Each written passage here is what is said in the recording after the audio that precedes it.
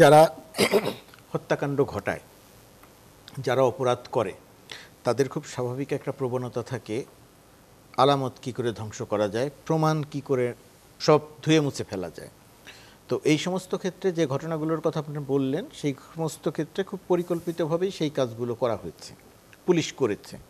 কিন্তু যেটা বলে যে কিছু প্রমাণ তো থেকে যায়, তো অনেক কিছু ধ্বংস করেছে কিন্তু কিছু প্রমাণ রয়ে গেছে। আমরা যে চিত্রটা দেখছি, দেখে বলছি একটি ভ্যানের উপরে 7টি লাশ হয়তো তোলা হচ্ছে।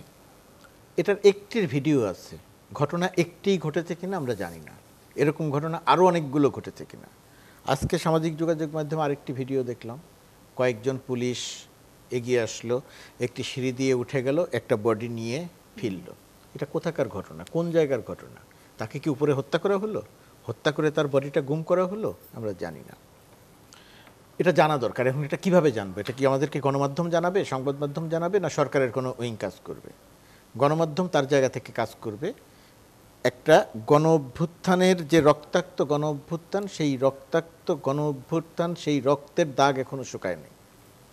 সেইটার উপরে ভিত্তি করে একটি সরকার, সেই সরকারের অনেকগুলো দায়িত্ব, সেই দায়িত্বের মধ্যে প্রধানতম দায়িত্ব এই ভিডিওগুলো সূত্র ধরে এগুলো কোন জায়গার, কোন সময়ের, কতজনকে হত্যা করা হয়েছিল, কারা হত্যা করেছিল, এটা খুঁজে বের করা। আপনি বলছেন অনেকগুলো ঘটনা, সব ঘটনার বিচার করা যাবে, তদন্ত করা যাবে, আমি একজন সংবাদকর্মী হিসেবে সেটা মনে করছি না। কিন্তু সুনির্দিষ্ট করে বিচার প্রক্রিয়াটা করা দরকার, সুনির্দিষ্ট করে, সেই সুনির্দিষ্ট করে বিচার প্রক্রিয়াটা করা দরকার। সারাপ এতক্ষণ ধরে যে কথাটা বললেন, সেই কথার একটা ব্যাপারে যে প্রশ্ন তৈরি হচ্ছে, মামলা নিয়ে প্রশ্ন তৈরি হচ্ছে।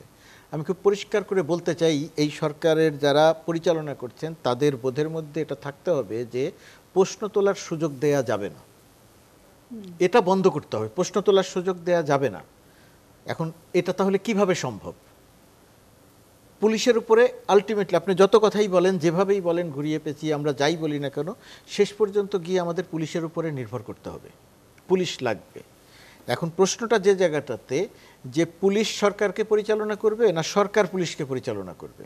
এ যাবৎকালে রাজনৈতিক সরকারগুলো যখন ক্ষমতা, আমি এর পিছনে যাইনি, 15 বছরের মধ্যে থাকি, আওয়ামী লীগ সরকারের সময় দানবীয় স্বৈরাচারী যে শাসন দেখেছি শেখ হাসিনার, সেখানে আমরা দেখেছি পুলিশকে দিয়ে সব কিছু নিয়ন্ত্রণ করা হয়েছে, পুলিশ সরকারকে পরিচালনা করেছে, পুলিশের আইজিরা সরকারকে পরিচালনা করেছে, র্যাবের ডিজিরা সরকারকে পরিচালনা করেছে, গোয়েন্দা সংস্থার এক একজন প্রধান, ওইখানে আবার ভাগ ভাগ, পকেট পকেট ভাগ ভাগ বানানো হয়েছে।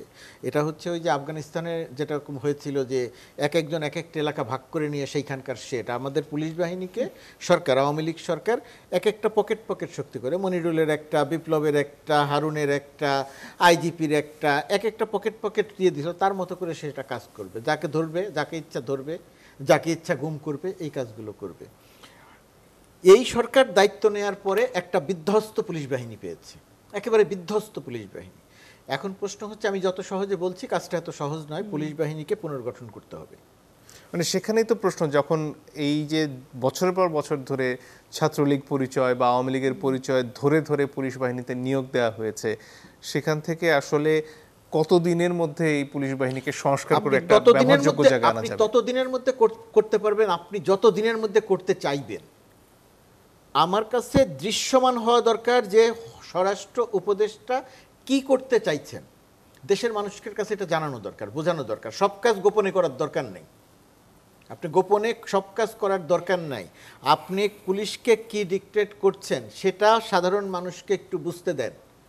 ওই যে মামলার কথা বলা হচ্ছে, ওই মামলাটি পুলিশ কিসের ভিত্তিতে পরিবর্তন করলো, পুলিশের নাম বাদ দিয়ে সাংবাদিকদের নাম ঢুকালো, কিসের? অন্তত আপনি একটা ঘটনা বলেন, এটা তো কমপক্ষে 5টা-7টা ঘটনা ঘটেছে।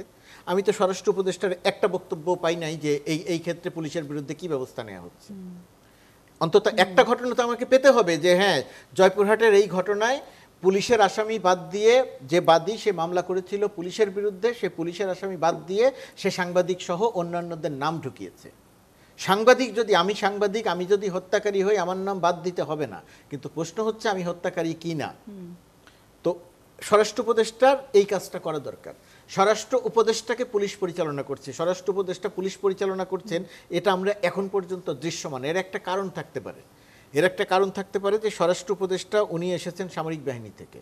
সামরিক বাহিনীর মেজর জেনারেল পর্যায়ের একজন অফিসার যদি কোনো একটা নির্দেশনা দেন, ওই চেইন অফ কমান্ডে সেটা সব কাজ হয়ে যায়, অটো হয়ে যায়, ওইখানে হওয়ার কোনো কাজ আটকে থাকে না। কিন্তু বেসামরিক প্রশাসন, পুলিশ প্রশাসন, বেসামরিক প্রশাসন ওই হও বললে সব কাজ হয়ে যায় না, অর্ডার দিলে সব কাজ হয়ে যায় না।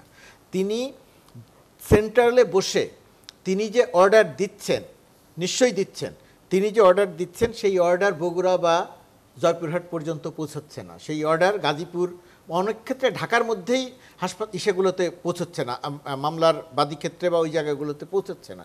তো এই যে পৌঁছচ্ছে না, এই জায়গাটাতে পৌঁছানোর মেকানিজম বের করতে হবে। আমি পারি না, পুলিশে লোক নাই, পুলিশে ছাত্রলীগ, এইগুলো বলা যাবে না। আপনি একটা রক্তাক্ত অভ্যুত্থানের মধ্য দিয়ে এই জায়গাতে এসেছেন, এখানে এই কথাগুলো বলা যাবে না। এই সরকারের ব্যর্থ হওয়ার কোনো সুযোগ নাই। সেই সুযোগ না থাকার ক্ষেত্রে, আমি শেষ করছি, সুযোগ না থাকার ক্ষেত্রে আপনার প্রধানতম অঙ্গীকার হতে হবে যে এই হত্যার বিচার আপনি করবেন। নিশ্চয়ই আপনার বাড়িতে সিঁড়ি দিয়ে ঢুকে একজনকে হত্যা করে লাশ গুম করে দিবে, আর সেটার বিচার, এই ভিডিও চিত্র থাকার পরেও সেটার বিচার আমরা করতে পারবো না, সেটার বিচার সরকার করতে পারবে না, সেটার তদন্ত করতে পারবে না। বিচার করতে গেলে পুলিশের নাম বাদ দেওয়া হবে। গুলি কারা করেছে আমরা দেখেছি, সেটার ভিডিওর প্রমাণও আছে। গুলি করেছে পুলিশ, গুলি করেছে বিজেপি, আর গুলি করেছে আওয়ামী লীগ, ছাত্রলীগ, যুবলীগ। এই তো গুলি করেছে। আপনি তো দেখাতে পারবেন না যে যারা আন্দোলন করেছে তাদের ভেতর থেকে গুলি করা হয়েছে।